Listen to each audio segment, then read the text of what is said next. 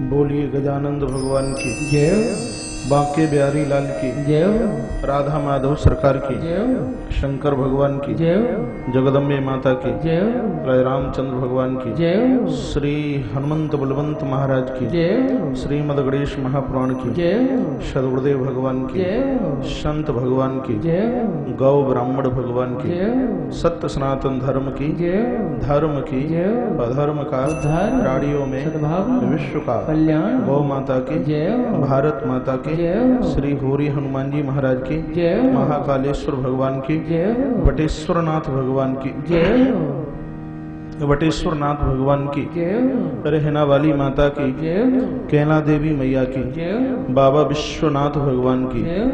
माहेशमती नगरी की जय। श्री तुलसी तपोवन गौशाला की जय। नमः पार्वती पतये हर हर महादेव जय जय श्री राधे जय जय श्री राधे जय जय श्री राधे श्याम।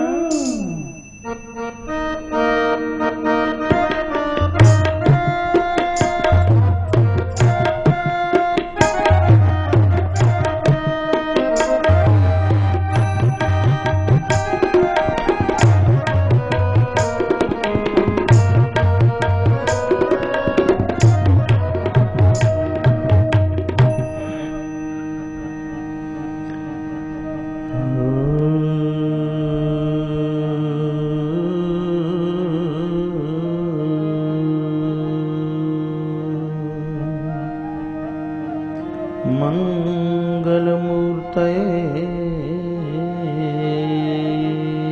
नमः।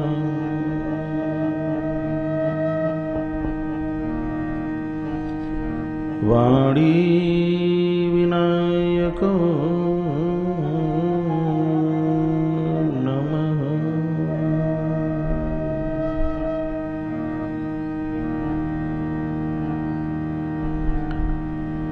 श्री राधा कृष्ण चरण कमलेभ्यो नमः। श्री जानकी नाथाय नमः।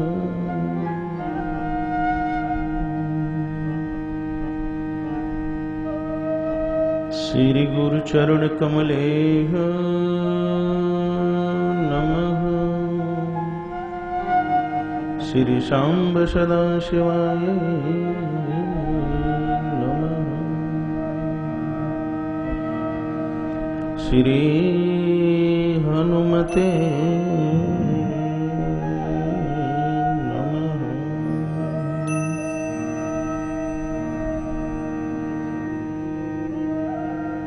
गजाननं भूतगणादिसेवितं कपित्थजम्बूफलचारुभक्षणम् उमासुतं शोकविनाशकारकं नमामि विघ्नेश्वरपादपङ्कजं।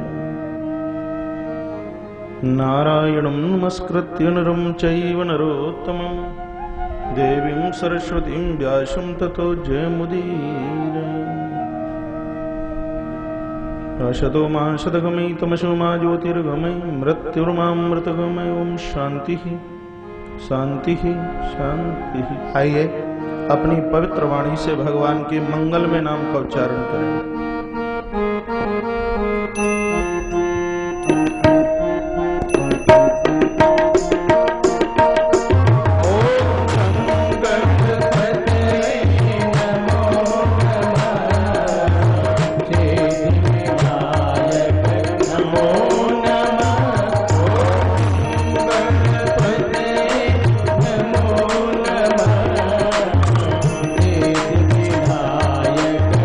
नमो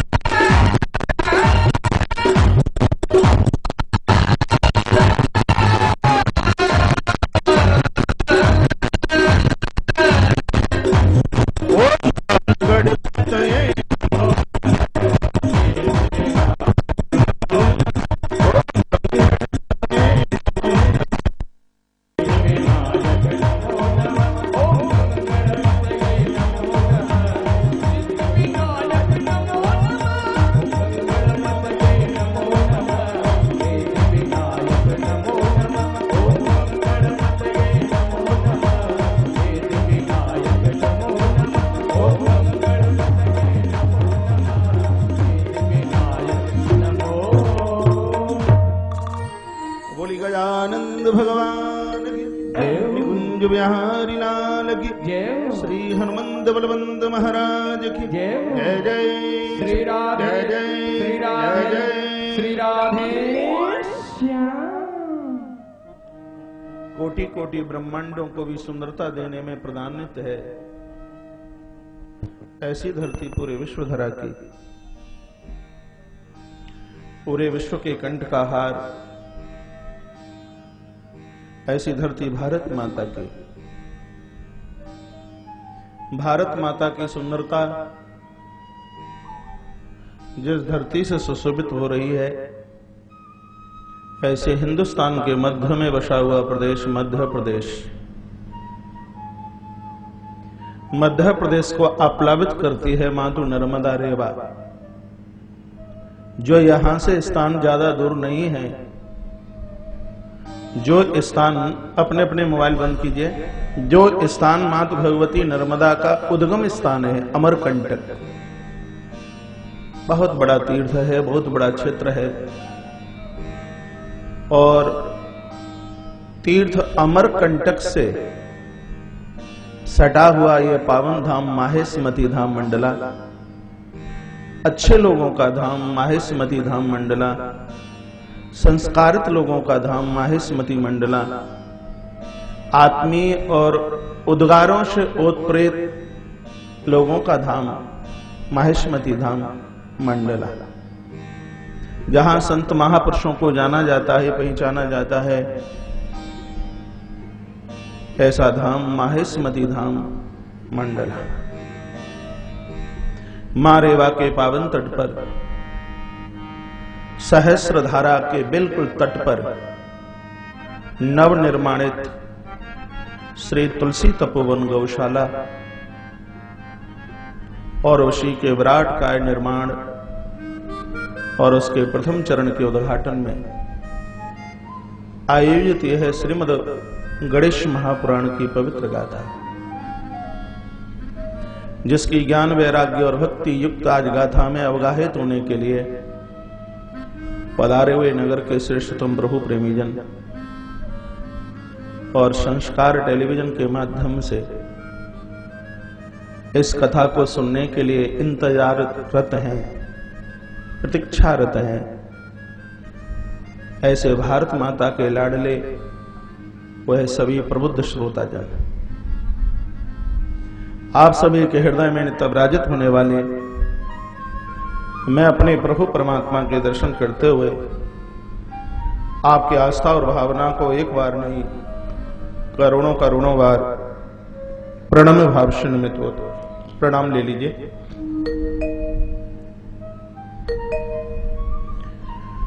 बंधुओं और माताओं,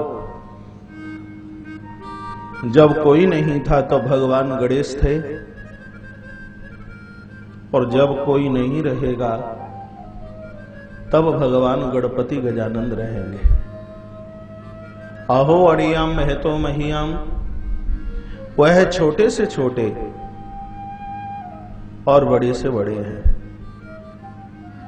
यह लोक से लेकर के परलोक तक जिनके बिना कोई कार्य पूरा हो ही नहीं सकता, ऐसे भगवान प्रभु श्री गणपति हैं। सुमुखशयी दंतस्य कपिलो गजकर्ण कहा, लंबो दृश्य विकटो विघ्ननाशो विनायकः, धूम्रकेतुर्गणादक्षो भाल चंद्रो गजानना, द्वादशैतानि नामानि अपठे शृणुयादपि। प्रातः दोपहर संध्या जब समय मिले आप भगवान गणपति के नामों का उच्चारण करते हैं तो संसार के विघ्न ऐसे सूख जाते हैं, ऐसे समाप्त हो जाते हैं। इसी ग्रंथ में लिखा है, जैसे महात्मा अगस्त के द्वारा समुद्र सूख गया, अंजलि लगा करके महात्मा अगस्त पूरे समुद्र को पी गए,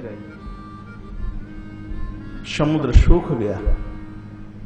उसी प्रकार से जब भगवान गणपति गजानंद की कृपा होती है तो संसार के विघ्नों का सागर ऐसे ही सूख जाता है, यानी समाप्त हो जाता है। परमात्मा गणेश ईश्वर है। ऐसे ईश्वर को प्राप्त करने के बाद जगत में कुछ ऐसा बकाया नहीं बचता जिसको प्राप्त करने के लिए हम और आगे दौड़ लगाएं। आज मैं बड़ा हर्षित हूं, उल्लासित हूं, गुदगुदी हो रही है, मुझे बहुत अच्छा लग रहा है, मौसम बढ़िया है। आज प्रकृति पूर्ण रूप से बिल्कुल पक्ष में है। नहीं तो माहेश्मती की सर्दी और माहेश्मती की गर्मी, इसका जितना भी वर्णन किया जाए उतना कम है, क्योंकि मैंने यहाँ की ठंडी और गर्मी दोनों का आनंद लिया है। अभी तक जितनी भी कथाएं हुई हैं वह सब सर्दी में हुई हैं, जहां का टेम्परेचर मुझे लगता है 0 से भी नीचे उतर के जाता है सर्दियों में। 2-3 दिन से बड़ी तपन थी, आज मौसम बड़ा सुहावना है, बहुत बढ़िया है, मुझे बहुत अच्छा लग रहा है। तो निवेदन, जैसे नदियां समुद्र में गिरती हैं, धुआं आकाश से मिलता है, गाय बछड़े की तरफ दौड़ती है, एक देवी का चिंतन अपने पति के प्रति होता है, उसकी दौड़ उसके प्रति होती है। हमारा यह ग्रंथ कहता है उसी प्रकार से मेरा और आपका गंतव्य ईश्वर चरणों में होना चाहिए, तब ही उद्धार हो सकता है, तब ही आत्म कल्याण हो सकता है। कल संध्या के समय में आप श्रवण कर रहे थे, जिस समय भगवान गणपति तीर्थ यात्रा कर रहे थे, तो इनके जप और तप में विघ्न डालने के लिए माता तुलसी तैयार हो गई है। इसका मतलब यह है, कथा को सिर्फ दृष्टांत में नहीं, कथा का सार समझें। कहानियां तो आप पढ़ लोगे, लेकिन गणेश पुराणी की तो आप कहानी भी नहीं पढ़ सकते, क्योंकि इसकी हिंदी में व्याख्या ही नहीं है। 11,000 श्लोक श्रीमद् गणेश महापुराण के, इसकी हिंदी में टीका नहीं है, प्योर संस्कृत टू संस्कृत है, इसलिए सुनना और ज्यादा जरूरी है। और इस कथा को पूरा करने में मेरी कोई ताकत नहीं है, यह तो मेरे हनुमंत लाल और गणपति बप्पा कृपा कर रहे हैं, इसलिए हम कथा का आनंद ले रहे हैं।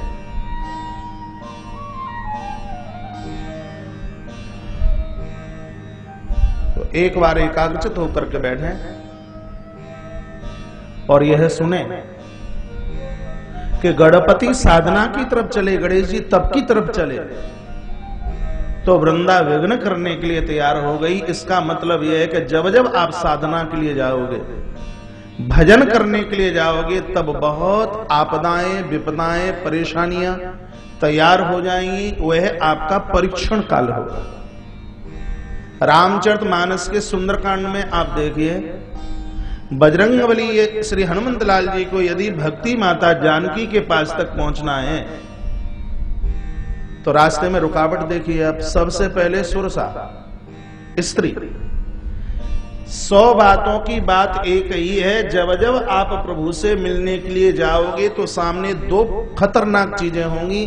एक का नाम होगा कंचन और दूसरी का नाम होगा कामिनी। हनुमान जी जाते हैं तो पहले तो सोने का पर्वत मिलता है, आगे चलते हैं तो पहले सुरसा सिंह का और आगे लंकिनी मिली।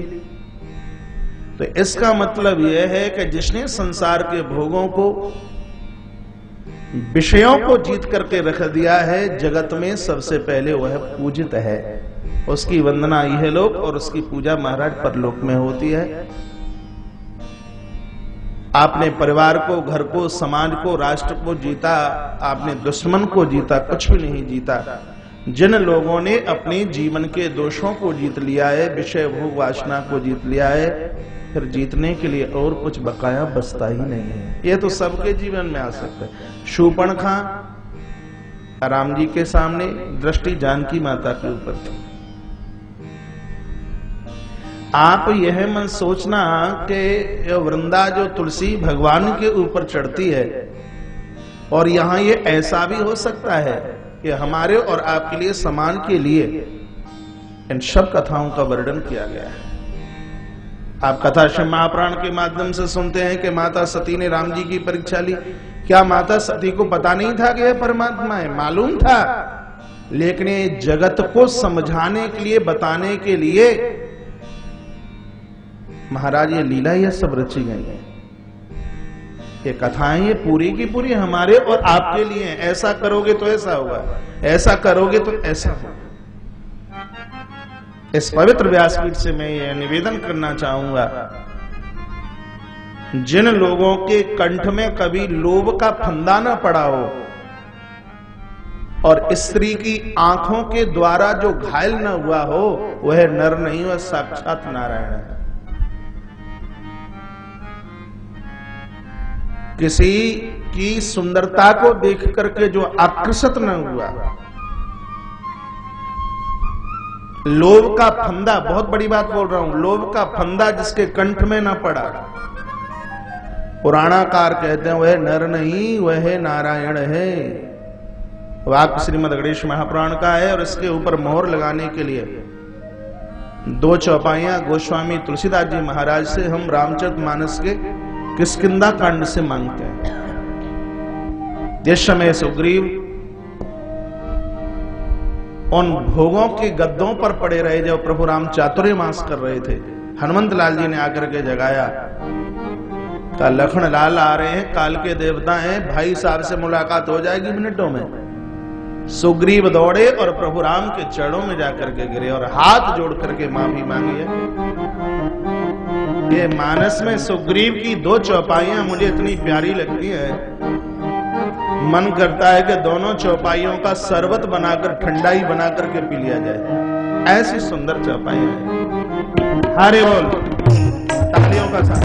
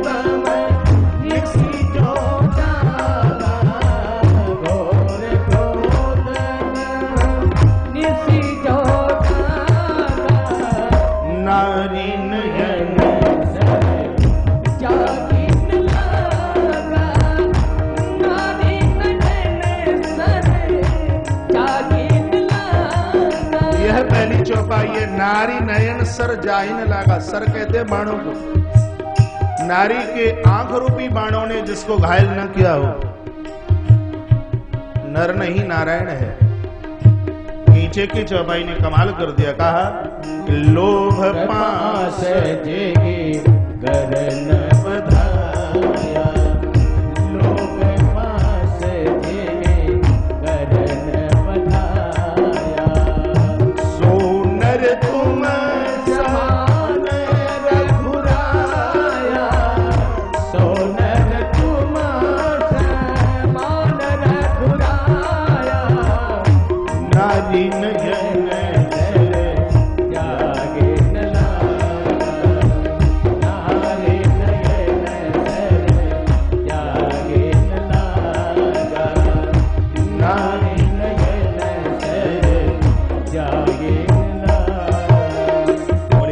कृष्ण लाल। 2 बातें बताई हैं। एक है कि किसी के सौंदर्य को देख करके हम मुग्ध न हो। लोग सुंदरता से बढ़िया नहीं होते। हनुमान का पुजारी हूं, अब ये तो कैसे कहूं कि हनुमान सुंदर नहीं है, लेकिन हनुमान के संयम का पूजन है, गणपति के संयम की पूजा है, प्रभु राम के संयम का पूजन है, भगवान शंकर के संयम का पूजन है। जिसके जीवन में संयम नहीं है उसकी जिंदगी में है क्या? एक बात इस व्यासपीठ से निवेदन करूंगा और इशारे में आप समझना, कुछ बातें ऐसी होती हैं कि पर्दा लगा करके बोली जाती हैं, समझदार लोग समझते हैं। 10 एकड़ बीघा में महाराज पुष्प लगाए गए हों और उन फूलों का निकाला गया हो इत्र,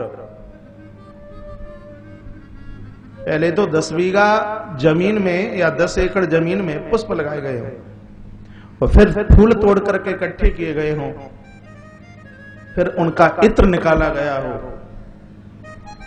इतनी मेहनत से निकाला गया इत्र, और फिर उसको ले जाकर के किसी गर्त में फेंक दिया गया हो, गड्ढे में फेंक दिया गया हो, तो निश्चित रूप से यह व्यक्ति का अज्ञान ही हो सकता है। और क्या हो सकता है?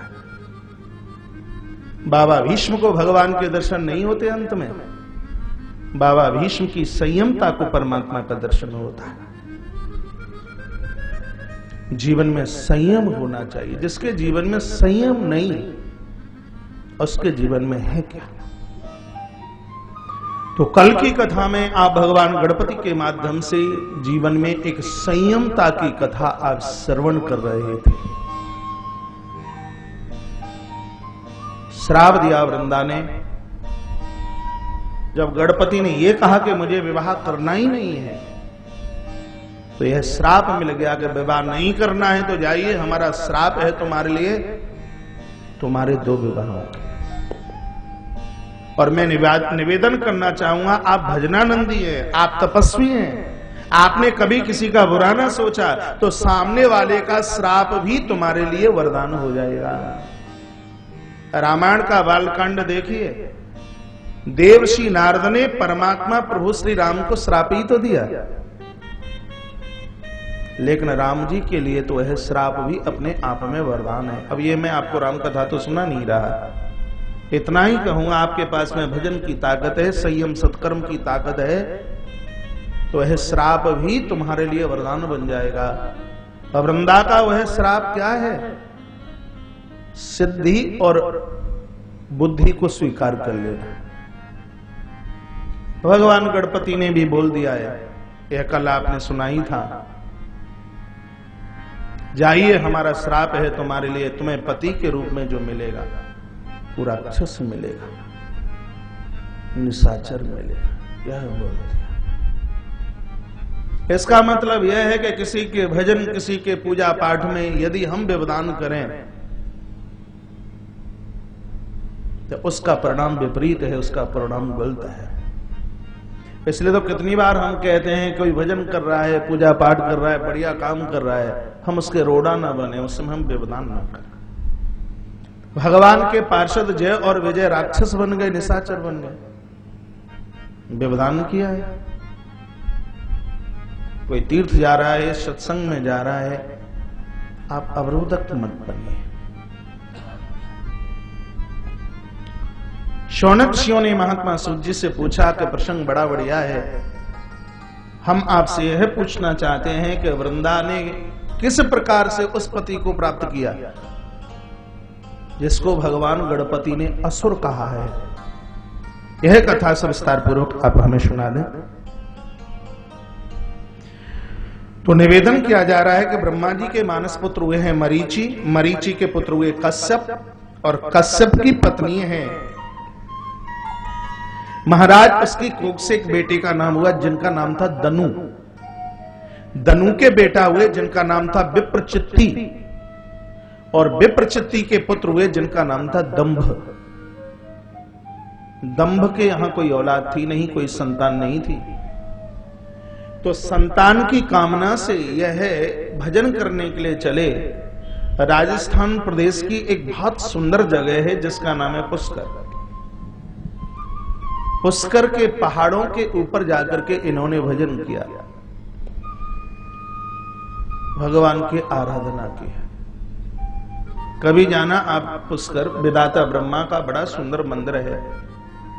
दास को तो एक बार पुष्कर में भी कथा कहने का सौभाग्य प्राप्त हुआ है। तीर्थ में कथा कहने का आनंद ही कुछ और है। यह वह स्थान है पुष्कर जहां भगवती माता गायत्री ने अपना दिव्य रूप धारण किया है। तो पुष्कर नाम की जगह, पुष्कर का सुंदर सा जलकुंड स्वयं भगवान नारायण का रूप है। धरती पर 4 चीजें साक्षात परमात्मा ही के रूप में है। वृक्ष के रूप में, पत्थर के रूप में, जल के रूप में, स्वयं भगवान धरती पर आकर के प्रकट हुए, और पर्वत के रूप में। वृक्ष के रूप में कहां हुए हैं? नैमिषारण्य के जितने भी वृक्ष हैं, कभी आप नीमसार जाना, आगे कथा होगी, आपका आह्वान करेंगे, चूकना मत, आप जरूर आना। श्रीमद् भागवत का उद्गम स्थान नैमिषारण्य, साधकों को सिद्धि देने वाला स्थान है नैमिषारण्य। तीर्थवर नैमिष विख्याता अति पुनीत पा सिद्धिदाता, साधकों को सिद्धि देने वाला स्थान है। ग्रंथों में लिखा है कि नैमिषारण्य के जितने भी वृक्ष हैं वह सबके सब अपने आप में नारायण स्वरूप है। आप दुनिया में जाना, लेकिन जो छायादार वृक्ष नैमिष में है वह कहीं दूसरी जगह नहीं मिल सकते। उनके ऊपर से दृष्टि हटाने का मन ही नहीं करता, इतने घने वृक्ष हैं। और नैमिष से मेरी तो वैसे भी प्रीति बहुत ज्यादा है, क्योंकि मेरी गुरु परंपरा का आरंभ स्थान है नैमिषारण्य। वहां भगवान वृक्ष के रूप में। बद्रीनाथ में नरनारायण जो पर्वत है वह साक्षात प्रभु नारायण का परमात्मा का रूप है। गंडकी नदी में सालग्राम भगवान की बटुलिया साक्षात परमात्मा का रूप है। और चौथा स्थान है पुष्कर की धरती पर, तो ब्रह्म सरोवर का पवित्र सा जल स्वयं भगवान नारायण ही उस जल के रूप में आकर के प्रकट हो गए हैं। मैं बहुत बार निवेदन करता हूं कि इस स्थान पर जाकर पूर्वजों के लिए तर्पण इत्यादि करने से पूर्वजों को शांति मिलती है। प्रभु राम ने महाराज दशरथ के लिए इस स्थान पर पिंडदान किया। पुष्कर आप कभी जाना, बहुत पावन जगह है। अब तीर्थों के लिए तो जितना कुछ बोला जाए उतना कम है। तीर्थ शुचिता का प्रतीक है। और हम तो कई बार कथाओं में कहते हैं कि यदि आप 50 साल से नीचे के हैं तो आप 10.5 महीने तो रहिए घर में और 45 दिन तीर्थों में रहिए, 1.5 महीना। एक बार में नहीं तो 2 बार में, 3 बार में, 4 बार में, 5 बार में, 45 दिन साल में लगे तीर्थों। यदि घर की जिम्मेवारियां पूरी हो गई हैं, अब कोई घर की तो जिम्मेवारी है नहीं, 60-70 को भी आप लांग गए हैं, तो अब घर में मत रहिए, तो अब तीर्थों में जाके वास कीजिए। कम से कम साल में 10.5 महीने तो आपका वास तीर्थों में है। तीर्थों को वंदन कीजिए, तीर्थों को प्रणाम कीजिए। तीर्थों में बड़ी ताकत है। तीर्थों में किया गया सत्कर्म अश्वमेध यज्ञ से ज्यादा होता है।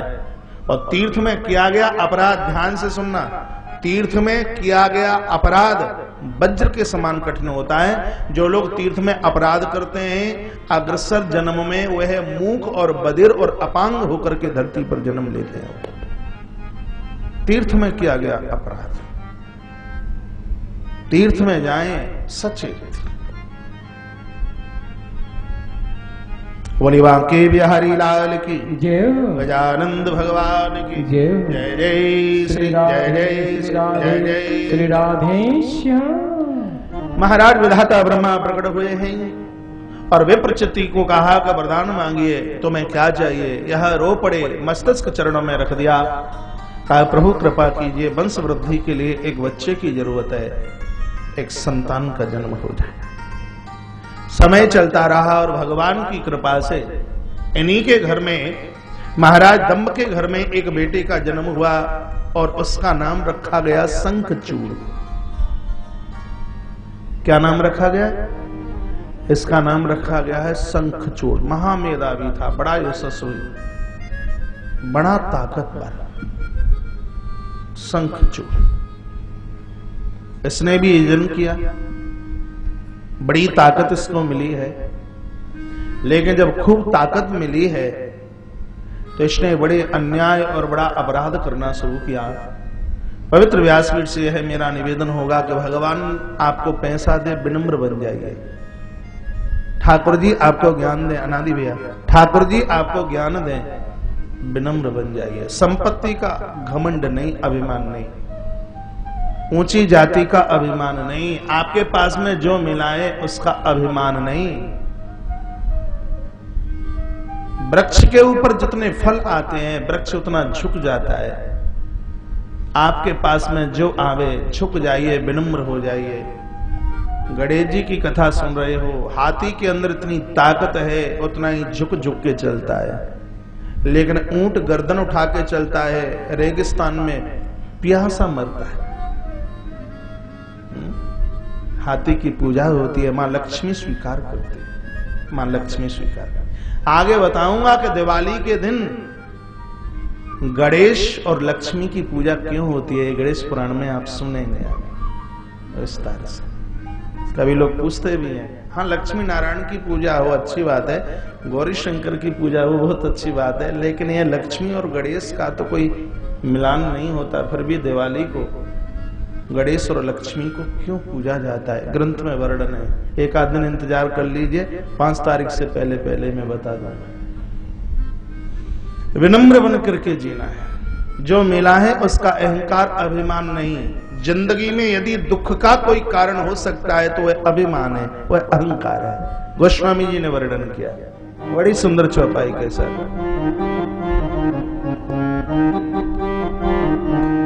संस्कृति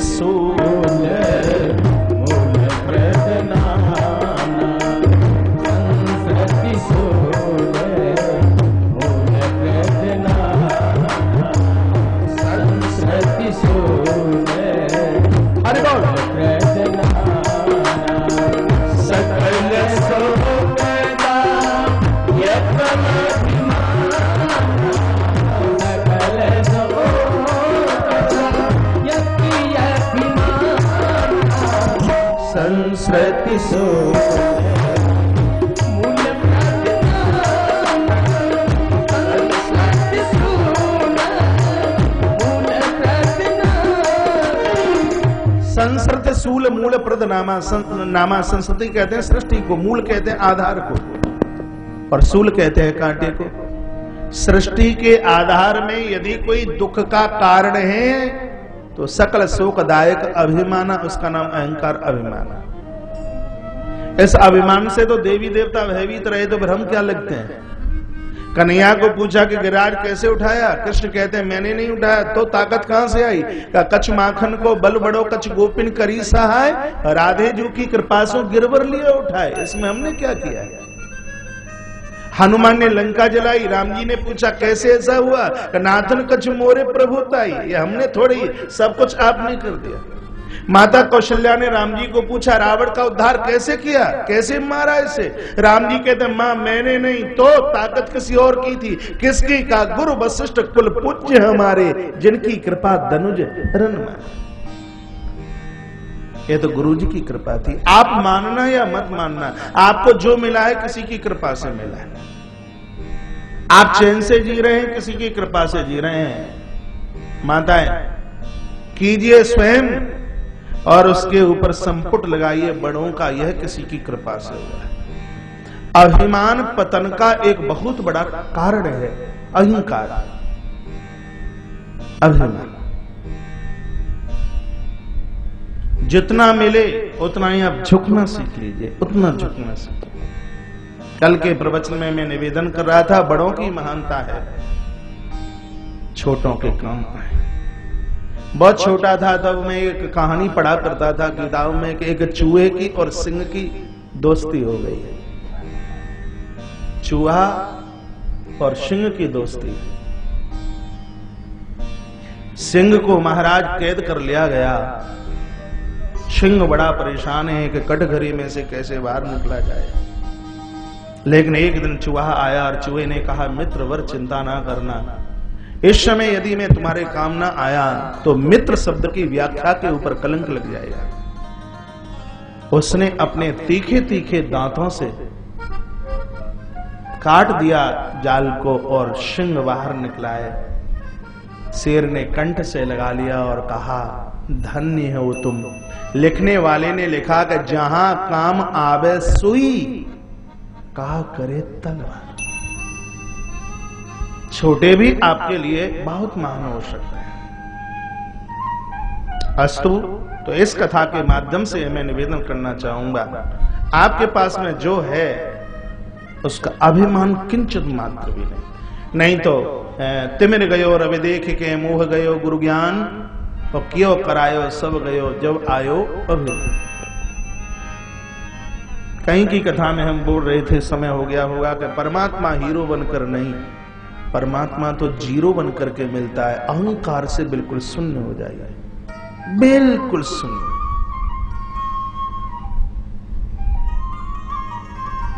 महाराज इसको ताकत मिली, संपत्ति मिली, इसको बहुत कुछ मिला, दोषों ने आकर के घेर लिया, इसे बड़ा आघात किया है।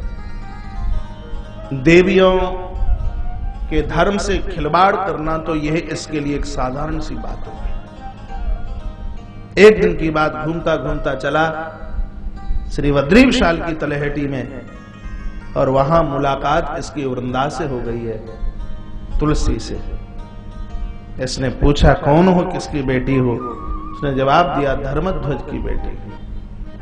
कथा तो बहुत लंबी है, इतना ही कहूंगा कि दोनों का विवाह हुआ और वृंदा को तुलसी को लेकर के घर चल करके आया है। यह उस वृंदा की मैं बात कर रहा हूं जिसके पातिव्रत और जिसके सतित्व की वजह से देवताओं के लिए भी इस शंखचूड़ को जीतना बड़ा मुश्किल हो गया। गौरी हरण लालसा, यहां तक कि माता भगवती जगदम्बा का भी हरण करने के लिए तैयार हुआ।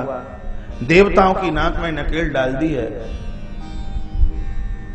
देवता सत्कर्मों का नाम है, देवता पुण्यों का नाम है। सुनिए, देवता पुण्यों का नाम है और शंखचूर्ण दोषों का नाम है।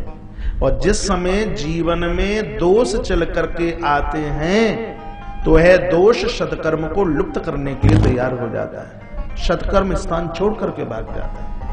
आप मानना या मत मानना, यदि भजन में मन नहीं लगता, पूजा पाठ में मन नहीं लगता, मंदिर जाने में आपको हिचकिचाई आती है, परेशानी होती है, प्रातः जल्दी उठने में आपको बहुत ज्यादा तकलीफ होती है, तो समझ लीजिए कि दोषों ने अपना अड्डा हमारे हृदय रूपी घर में जमाना शुरू कर दिया है। इन दोषों को जीतिए। ये मत सोचना एक छोटा सा दोष मेरा क्या बिगाड़ेगा। नींबू की एक बूंद 1000 किलो दूध को खत्म कर सकती है। टंकी में एक छोटा सा छिद्र पूरे जल को खाली कर सकता है। तो जीवन का एक छोटा सा दोष हमारी जिंदगी को बर्बाद कर सकता है। दोषों को जीत लेना यही तो भजन है। गुरु नानक देव कहते हैं, आदत बुरी संभाल लो बस हो गया भजन, मन की तरंगें मार लो भैया हो गया भजन। हर व्यक्ति को रोज अपना निरीक्षण करना चाहिए। आप अपने परिवार का निरीक्षण करते हैं, गली मोहल्ले का निरीक्षण करते हैं। एसपी महोदय जाते हैं ऑफिस, देखते हैं कौन किस काम से लगा है कि नहीं। हर अधिकारी अपने अपने ऑफिस जाएगा तो पहले निरीक्षण करेगा कौन आया कौन नहीं आया। पहले सब एक दृष्टि डाली जाती है, कौन आया कौन नहीं आया। लेकिन यह ग्रंथकार तो कहते हैं कि दुनिया का निरीक्षण कर रहे हो धन्यवाद, लेकिन नित्य अपना भी निरीक्षण कीजिए। रात्रि को बिस्तरे पर पहुंचे तो एक बार इस मुकाम का निरीक्षण कीजिए, इस दुकान का निरीक्षण कीजिए, इस फैक्ट्री का निरीक्षण कीजिए, इस कंपनी का निरीक्षण कीजिए, इस ऑफिस का निरीक्षण कीजिए। कैसे निरीक्षण करोगे? सीख लीजिए। हाथों को पूछिए कितना सत्कर्म किया, कहीं किसी से रिश्वत तो नहीं ले ली है, किसी को परेशान तो नहीं किया, किसी के लिए कहीं कोई गलत कलम तो नहीं चल गई। इन हाथों से पूछिए। आंखों से पूछिए कि अच्छा देखा कि नहीं, बढ़िया देखा कि नहीं। जिह्वा को पूछिए कि कितने लोगों की चुगली की है, कीर्तन कितना किया, अच्छी बातें कितनी करी, किसी के अंधकार को मिटाने के लिए बढ़िया बात तुम कितना बोले। अपनी इस जिह्वा को पूछिए और इन पामों को भी पूछिए, अच्छी अच्छी जगह कहां कहां तक गए तुम। यही तो जीवन का एक निरीक्षण है, इसकी परम आवश्यकता है। एक बार जयकारा बोलिए श्री हनुमंत बलवंत महाराज की जय हो। गजानंद भगवान की जय हो। जय जय श्री राधे जय जय श्री राधे जय जय श्री राधे श्याम। और वृंदा के सतत्व के द्वारा उसके तप के द्वारा यह तो मरने में आता नहीं, यह मृत्यु में नहीं। देवता परेशान है, सत्कर्म का प्रतीक है देवता। देवता सीधे भगवान नारायण के पास पहुंचे हैं और कहा कैसे भी इस दुष्ट का उद्धार कीजिए, इसने नाक में दम कर रखे। भगवान कहते हैं कि यह मेरा मित्र है, मैं इसको नहीं मार सकता। यह भगवान के वाक्य थे। परमात्मा का यह कैसे मित्र है? बताया जाता है कि गोलोक का भगवान का सखा जिसका नाम था श्रीदामा, वही धरती पर आकर के शंखचूड़ आकर के बन गया। राधा, मां भगवती राधा का यह सगा भाई है, अल्लाह शक्ति भगवती राधा। श्राप मिला राधा का, कभी कुछ कह दिया होगा इसने। मां भगवती राधा ने कहा कि मेरे लिए तेरे मन में संशय है, और जो संशय करते हैं उनका विनाश होता है। हमारे गीता का महाभारत है, संशया आत्मानं विनश्यति। गीता में कहा गया कि आत्मा अजर अमर अविनाशी है। नैनम छिदंत शस्त्राणी नैनम दहन्ति पावका। श्रीमद् भगवद गीता के दूसरे अध्याय का 22, 23, 24, 25 से 4-5 श्लोक बड़े गजब के हैं। वैसे तो हर श्लोक गजब का ही है। आग इसको जला नहीं सकती, पवन सुखा नहीं सकता, जल गीला नहीं कर सकता। लेकिन उसी श्रीमद् भगवद गीता के अध्याय नंबर 4 के अर्धाली 40 में भगवान श्री कृष्ण कहते हैं कि संशया आत्मानं विनश्यति। आत्मा भले ही अजर अमर है, लेकिन जब संशयों का जन्म हो जाएगा तो सब कुछ नष्ट हो जाएगा, सब कुछ खत्म हो जाएगा। वर्तमान समय में ज्यादा से ज्यादा परिवार संशयों के बीच में ही तो खत्म हो रहे हैं। पति और पत्नी के बीच में संशय है, बाप और बेटे के बीच में संशय है, गुरु और शिष्य के बीच में भी संशय है। हम अपने जीवन में वह कार्य करें कि दुश्मन भी हमारे ऊपर विश्वास करे। जीवन कभी ऐसा मत जीना कि पति के तरफ आपका संशय उजागर हो गया, विश्वास खत्म हो गया। ऐसा जीवन मत जीना। पत्नी की तरफ से विश्वास खत्म, पति की तरफ से विश्वास खत्म, पुत्र की तरफ से विश्वास खत्म। ऐसी जिंदगी कभी जीनी नहीं है। हम तो वह जिंदगी जिएंगे, अपने पारिवारिक लोगों की बात छोड़िए, दूसरा भी, यहां तक कि दुश्मन भी हमारा विश्वास करे। उन लोगों की कोई जिंदगी नहीं है जिनका सामने वाला विश्वास नहीं करता। पति के दिमाग में कोई बात है या पत्नी के दिमाग में कोई बात है तो यह देखिए कि कमी कहां है, उसका सुधार कीजिए। ऐसी जिंदगी नहीं जीनी है। और जिनके ऊपर लोग संशय करते हैं उनकी कोई जिंदगी नहीं है, उनका कोई जीवन नहीं है। बढ़िया जिंदगी, सुहावनी जिंदगी जीने की आवश्यकता है।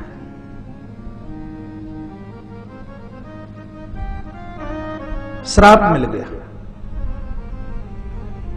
श्रीदामा ने भी श्राप दे दिया, भगनी तू मुझे पहचान नहीं पाई। बिना सोचे विचारे श्राप दिया है। मेरा भी श्राप है कि कृष्ण पास होते हुए भी तुमसे वह दूर होंगे और तुम उनकी वियोगिनी बनी रहोगी। उसी गोलोक से भगवती राधा और भगवान श्री कृष्ण धरती पर आए हैं और मथुरा और वृंदावन की दूरी ज्यादा नहीं है, सिर्फ 12 किलोमीटर है। लेकिन यह श्रीदामा का ही श्राप था। तो भगवान ने बोल दिया कि मेरे हाथों से तो यह मर नहीं सकता। सब देवता भगवान शंकर के श्री चरणों में जाकर के पहुंचे हैं। भगवान भोलेनाथ ने पहले तो इसको समझाया, लेकिन ताकत मिली है, यश मिला है, वैभव मिला है। यहां तक कि एक दिन गौरी हरण लालसा माता भगवती जगदम्बा का ही हरण करने के लिए चल पड़ा। और हम तो यह कहते हैं जब दृष्टि किसी पर स्त्री के तरफ महाराज चले तो समझ लीजिए कि अपतन का कारण आ गया। जिनकी आंख में खोट है, जिनकी दृष्टि में खोट है, भैया उनके पास यश नहीं रहता लेस मात्र के लिए, उनके पास वैभव नहीं रहता। गोस्वामी तुलसीदास जी महाराज ने तो रामचरितमानस के अरण्य कांड में बड़ी सुंदर चौपाई लिखी। जब यह 10 कंठ रावण माता जानकी के हरण के लिए चला, याद करने लायक चौपाई है जिंदगी पर्यंत। जिमी कुपंथ पर देत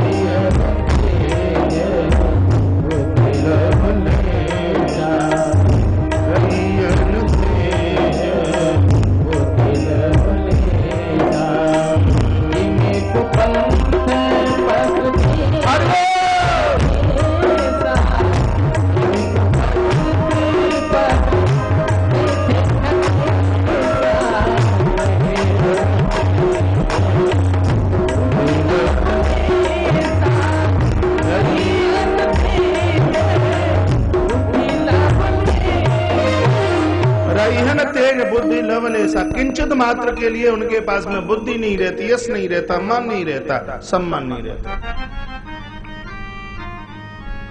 भगवान गणपति ने वृंदा के सामने एक बड़ी सुंदर बात कही थी। कल समय कम रहा था इसलिए वो श्लोक में नहीं उठा पाया, और जितने भी लोग मुझे सुन पा रहे हैं इस श्लोक को बड़ी भली भांति से सुन लें। भगवान गजानंद के मुंह से निकली हुई ये वाणी है। क्या लिखा है? या नार्यः स्वीय भर्तन सतत मनोरथा सेवया तोषयन्ति पातिव्रत्यम प्रसादादिये ही ददाति सहृद्यताम सिद्धिताम च दारेषु स्वेषु रक्त सुखम अनुभवनम त्यागचत ना दृष्टपुष्टम एतन्यो निस्त्रहान त्रिपुरतः गणस्पतिस्तरुत्तनोदितः। यानी इसका अर्थ है कि जो नारियां पति को सानुराग सेवा से संतुष्ट करती हैं, जो देवियां अपने सा अनुराग सेवा से पति को संतुष्ट करती हैं, जो पुरुष सर्वाभावेन अपनी ही पत्नी में अनुरक्त रहता है, अपनी दृष्टि उठाकर परिस्त्री की तरफ देखता नहीं, भगवान गणपति कहते हैं कि उस घर में मैं और मेरी दोनों पत्नी सिद्धि बुद्धि और मेरे दोनों पुत्र शुभ और लाभ, हम कभी भी उस घर को छोड़ करके कभी बाहर जा ही नहीं सकते। ये भगवान गणपति का ये महावाक्य, ये भगवान गणेश बोलते हैं। वैसे ही ताली बजा दिया कि बात समझ में आई है? भगवान गणपति ने कहा कि जो देवियां, जो नारियां सा अनुराग बड़े भाव से प्रेम से अपने पति को ईश्वर और परमात्मा मानती हैं, सेवा शुश्रूषा करती हैं, उनकी आंख में उनका पति ही पुरुष है और पूरी दुनिया स्त्री है, उनके सामने उनके पति के आगे और कुछ हो ही नहीं सकता। गणेश जी कहते हैं, और जो पुरुष अपनी पत्नी में ही अनुरक्त शब्द लिखा है, अनुरक्त है, आंख उठाकर किसी परिस्त्री को ताड़ते नहीं, देखते नहीं। गणेश जी कहते हैं, ये मेरा वाक्य है, दोनों हाथ उठाकर मैं बोलता हूं। गणेश जी कहते हैं कि मैं खुद स्वयं, मेरी दोनों पत्नी सिद्धि और बुद्धि, मेरे दोनों पुत्र शुभ और लाभ, हम ये 5 के 5 उस परिवार को छोड़ करके कभी जा नहीं सकते। गणेश पुराण की कथा तो दिव्य अमृत है, इसके लिए तो जितना कुछ बोला जाए उतना तो मैं। जिमी कुपंथ पगदेत खगेशा रही न तेज बुद्धि। कभी कभी मेरी बात कड़वी तो लगती होगी, लेकिन कड़वी कुरेन फायदा बहुत करती है। कथाएं सिर्फ समय पास करने के लिए नहीं, सही में कथाओं को हम अपने जीवन में उतारा, आत्मसात करें। कथाओं का आत्मसात करने की आवश्यकता है।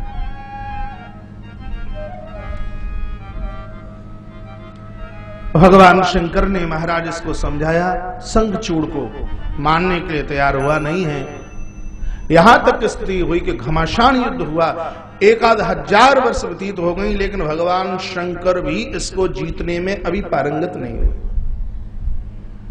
क्योंकि वृंदा का सत्यत्व, वृंदा का धर्म इसको ताकत दे रहा था। देवता स्तुति करने लगे, कहने लगे, प्रभु इस दुष्ट का मारण कीजिए, इसका उद्धार कीजिए। शव ने भगवान के चरणों का सहारा लिया। इधर भगवान नारायण स्वयं शंखचूड़ का वेश बनाते हुए प्रातः की बेला में वृंदा की देहली पर जाकर के पहुंच गए। अपना रथ रोक दिया जाए और वृंदा को लगा कि मेरे पति आ गए।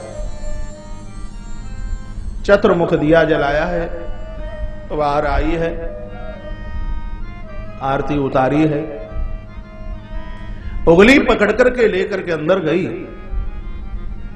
बिस्तर पर बिठाया, और जैसे ही मेरे प्रभु ने स्पर्श किया, छुआ, और वृंदा कुपित हो गई है। और वृंदा की भ्रुकुटी चढ़ गई और वृंदा ने कहा, कौन है? तेरी इतनी हिम्मत, या तो अपने असली वेश में आ जाए, नहीं तो हिंदुस्तान की नारी श्राप देकर के तुम्हें जला करके खाक कर देगी, खत्म कर देगी। भगवान थर थर कांपने लगे। प्रभु अपने असली वेश में आए। वृंदा रो पड़ी, वृंदा छिक गई। वृंदा ने कहा, कौन कहता है तुम ईश्वर? तुमने आज मेरे सतत्व के साथ में खिलवाड़ की है। हे विष्णु ते दया नास्ति पाषाणम सदृशम मनः पति धर्मस्य भंगेन मम श्वानी हतः खलु। जैसे ही प्रभु ने इधर वृंदा को छुआ, उधर शंकर जी ने त्रिशूल मारा और धड़ाम से महाराज वह शंखचूड़ धर वृंदा के मांग का सिंदूर उड़ता हुआ आकाश की तरफ चला गया। वृंदा रो पड़ी, कहा तुमने मेरे साथ छल किया है। कौन कहता है तुम ईश्वर हो? तुम्हारा हृदय तो पत्थर की तरह कठोर है। जाइए, मेरा श्राप है कि तुम पत्थर की शिला बन जाओ। यह हिंदुस्तान की नारी तुम्हें श्राप देती। यह ताकत तो किसी सतत्व को धारण करने वाली इस पूज्य मात शक्ति के अंदर है कि परमात्मा भी उसके सतत्व के सामने थोर थोर कांपता है। महाभारत में गंधार नरेश की बेटी गांधारी परमात्मा को श्राप देती है। काल जिसकी पाटी से बना हुआ है, शनि को दीवाल में चिनवा दिया, इंद्र जिसके घर का पानी भरते हैं, पवन जिसके घर का झाड़ू लगाते हैं, ब्रह्मा जिसको वेद पढ़ाने के लिए आवे, ऐसे रावण को भी ललकार करके हिंदुस्तान की एक सती नारी उसको भी डांट लगाती है। अधम निलज्ज लाज नहीं तोई सठ सुने हरियाणी हूं मोई। अधम निलज्ज लाज नहीं तोई, तुझे तो शर्म नहीं है। तृण धरि ओट काहिति वैदेही सुमिर अवधपति परम सने। जिस समय माता जानकी ने तिनका लिया और रावण वहां से भागा, यह बात आपने सुनी नहीं होगी। मंदोदरी ने घर जाकर के पूछा, बड़े बड़े योद्धाओं को मैंने आपको जीतते हुए देखा है, जहां काल भी तुम्हारे सामने युद्ध छोड़ करके भाग जाए, लेकिन यह बात नहीं मैं समझ पाई कि तुम जानकी के सामने से ऐसे भयभीत होते हुए भागे क्यों? तू रावण क्या जवाब देता है? रावण ने कहा, मंदोदरी वह नारी साधारण नहीं है। जब उसने एक तिनका उखाड़ कर मेरे सामने किया तो उस एक तिनके में मुझे हजारों हजारों तलवार नजर आई और मुझे यह लगा कि यह शक्ति तलवार लेकर के मेरे पीछे भाग रही है। सती के लिए एक तिनका भी तलवार हो जाता है। सती की तो बड़ी ताकत है। सती के इस नारी के नारित्व की तो जितनी बड़ाई, जितनी प्रशंसा की जाए उतनी कम है। मेरे हिंदुस्तान की धरती पर सती नारियों का मान हुआ, सम्मान हुआ और उनका जन्म हुआ है। इसलिए मेरे भारतवर्ष को बोलते हैं भारत माता की जय। इसलिए इसको भारत माता। कोई ताइवान माता नहीं बोलता, जापान माता नहीं बोलता, इंडोनेशिया माता नहीं बोलता, कोई रूस माता नहीं बोलता, अमेरिका माता नहीं बोलता, लेकिन विदेशी लोग भी बोलते हैं भारत माता की। यहाँ का अस्तित्व, यहाँ की संस्कृति मेरी पूज्य माताओं के द्वारा है। इसलिए यहाँ कोई शंकर गौरी नहीं, यहाँ लोग गौरी शंकर कहते हैं। यहाँ लोग कृष्ण राधा नहीं, यहाँ लोग राधा कृष्ण कहते हैं। यहाँ लोग राम सीता नहीं, यहाँ लोग सीता राम कहते हैं। यहाँ दशरथ नंदन नहीं, पहले कौशल्या नंदन बोला जाता है। यहाँ वसुदेव नंदन नहीं, मेरे भगवान को पहले देवकी नंदन बोला जाता है। माताओं के जीवन में सर्वोच्च ये धर्म रहेगा तो निर्गुण को भी सगुण बनना पड़ेगा और जगत के पालक को भी किसी माँ का बालक बनना पड़ेगा। ये हमारी पूज्य माताओं में यह ताकत। और यह बात तो मैं कई बार प्रवचन में बोले ही देता हूं। इस दुनिया की हर माता अपने धर्म को संभाल करके रखे तो पुरुष अपराधों से बच जाएंगे। यदि माताओं ने ही धर्म की चद्र उतार करके रख दी है तो इन दाढ़ी मूंछ वाले पुरुषों को फिसलने में बिल्कुल भी देर नहीं लगेगी। इसलिए इस देश को, इस राष्ट्र को बचाने के लिए हमारी पूज्य मात शक्ति के पास में यह पवित्रता की एक बहुत बड़ी ढाल होनी चाहिए। यह देश यतियों का है, यह देश सतियों का है। जिस समय इस देश में सती के पास में सतत्व नहीं होगा, ऊपर आकाश नहीं रहेगा और नीचे धरती नहीं रहेगी।